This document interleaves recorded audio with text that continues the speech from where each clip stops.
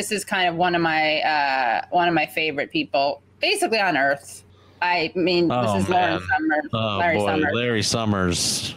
And he makes some interesting points. $2,000 checks make much sense. Oh, man. The real issue is going to be sustaining this expansion. You think about it, the 908 stimulus bill. Remember, he was Obama's. I can't believe that it's him again. I know. It's him. They're trotting out him again. Yeah, I want Geithner. I won't be happy until Geithner joins. I can't believe it, Katie, that like we're going to get all the same ghouls coming out, Democrats, saying all the austerity ghouls coming out saying the same shit. And it's austerity ghoulery without the resistance, basically. Yeah. Terrible. And it's the same fucking thing. I can't believe it happened again. Like we're in the exact same position as we were like when Barack Obama beat John McCain. Is like we have the same people coming into DC again to run another like financial recession. Well, it's really bad. At least Bomb didn't come in. That's one thing. Let's finish this clip. The level of compensation is running about $30 billion a month below what we would have expected it would. GDP is running about $70 billion a month. Really nice mirrors behind him. Expected it would. So in a way, why is this man doing this like that? Stimulus already much more than filling out the hole.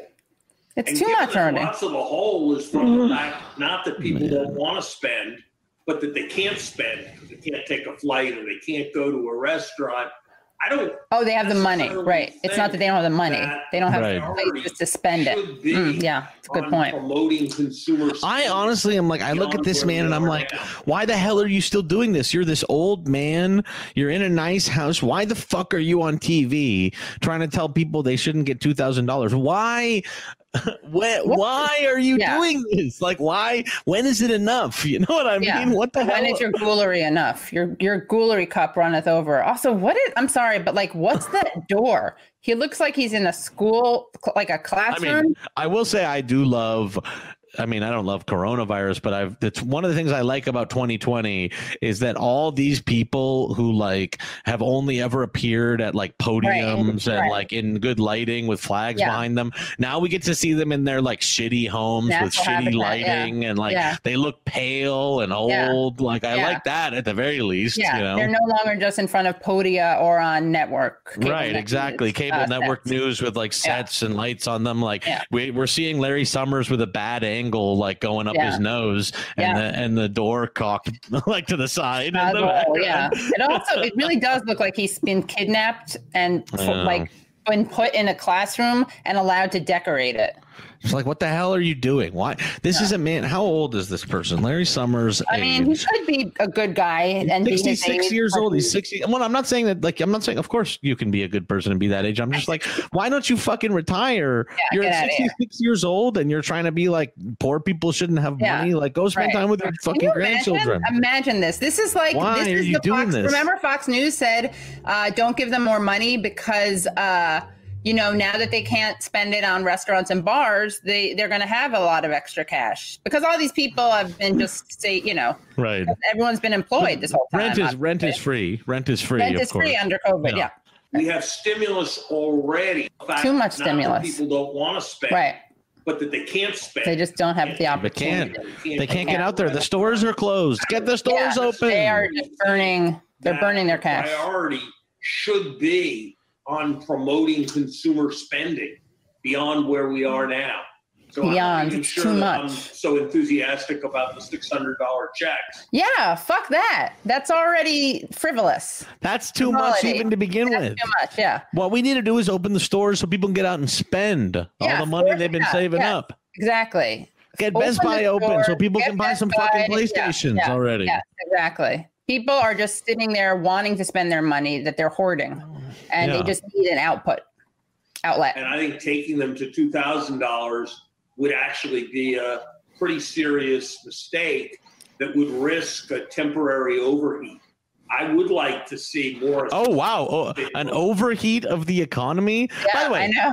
I've like read even like the bad, like neoliberal books about economics, like that doesn't even make sense in like the made up fake economics world, the overheating the economy. What the hell are you talking about? Are you talking about it's the overheating? You're telling me that like the economy is going to like get too good because people are going to go out and spend it's going to get $1,000. I actually am like, I truly, even if I like put aside like that I'm a leftist and I've and not an American capitalist and everything, if I just was like going back to what I learned about economics in like high school and it's in like I'm like an acolyte of Keynesian economics or whatever, I would still be like, what the fuck are you talking about? It risks overheating the economy. Governments, I would like to see more money put into testing. More money put into accelerating vaccines. Oh, gosh, David, I think it would be a real mistake going to $2,000. Oof. And why? They just don't know what to do with that money. It would be okay. Here. Wait, listen to this. Ready? This is right. Overheat. But listen to this. This is very important. Okay, we're going to hear this beloved talking point. Ready? $1,000, and I have to say that when you see the two extremes agreeing, you can almost be certain that something crazy is in the air. And so when I see a coalition of Josh Hawley, Bernie Sanders, and Donald Trump getting behind an idea, I think that's time to run for cover. Yes. So again, that's another talking point. Ready? Why on earth, Bernie, would you be doing something with Josh Hawley? And the answer is that like Bernie, his entire career has worked with people on the right, on individual issues where they can find room to work together. And you know, whenever anybody talks about fucking Congress, never get anything done. This is kind of why. Like, if you're upset about gridlock, you can't both be upset that Congress is gridlocked and also say like fuck Bernie for working with Josh Hawley, and also say Bernie can't get anything done. Right. That's but also like it's a knock on Democrats that there aren't more Democrats doing this, and you have to find someone like Hawley. Now, honestly, as a joke, and I'm not being serious about this, and this is a comedy show, but like watching this clip of Larry Summers, it is like you feel like someone should kill him, and I just mean that as a joke, obviously. Just as a joke and as a heightened joke, as a conceit, and just like a thought. You know what I mean? Like watching this, just spitballing here. I'm spitballing just a bit that I want to that I'm working out. You know, it didn't really fly, but you know, just a bit I'm working. You don't know. People may be in stitches in the audience. We can't see them. But again, here's his point. You got to look at the company someone keeps, right? Am I right? Isn't that what he's saying? If you have an idea and it's shared by this kind of motley crew, right? Look around and see who that person is hanging out with. Right. What company do they keep? And if Bernie's on the same side as Trump and Hawley, then that's a bad sign. Get out of here. Get out of here, right? And I couldn't agree more with that. Which is why I think it's important to look at this motley crew. That on the right, of course, is Larry Summers. Are they at Minnie Mouse's house in Disneyland? Where are they? Yeah, that's a good question. Really good question. That is the wonderful lavender couch, and that, of course, is a very distinguished gentleman. We got going from left to right. We have Alan Dershowitz. Let's skip over the next one because he's the best. Who's the guy? Preeminent individual. Who's the guy in the blue button? I don't know who. That's probably just a scientist. Know who that is? I think it is a scientist. Probably a Harvard scientist. Some Harvard scientist. And of course, the second from the left, sitting next to Alan Dershowitz, the only man who could make Alan Dershowitz look like the better of the two, is Jeffrey Epstein. So the big guy. Larry, you're right. Himself, there he is. You're right, and so like Bernie, honestly, if I see a crew like this, I'm running for the hills. Yes, good. And you know what? What you'll find at those hills, that it's actually an island, and there's no way to escape. Right. That's what you'll find when you get to the hills. When you run from the hills from this crew, is you'll get up to the hill and you'll be like, "What the fuck? How do I even get off of? There's no way to get out of here." I bet you that's I wouldn't be surprised if that was Dershowitz's house. He has a very tacky house in Miami, I believe.